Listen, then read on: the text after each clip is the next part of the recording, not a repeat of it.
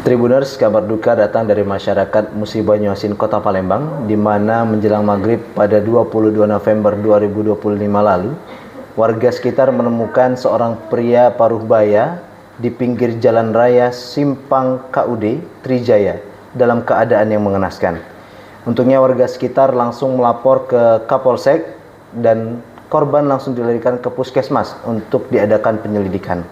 Kapolsek menyatakan bahwasannya RN diduga sebagai korban pembunuhan dan saat ini Kapolsek masih mencari terkait motif dan juga mengapa hal tersebut dapat terjadi ke RN. Dan pada saat ini RN telah diberikan kepada keluarganya sehingga direncanakan untuk dimakamkan pada Minggu 23 November 2025. Saya Muhammad Rehan Bakri dari Generasi Yang Jurnalis melaporkan. Sekian dan terima kasih. Saksikan Saksi Kata hanya di YouTube Sri Poko TV.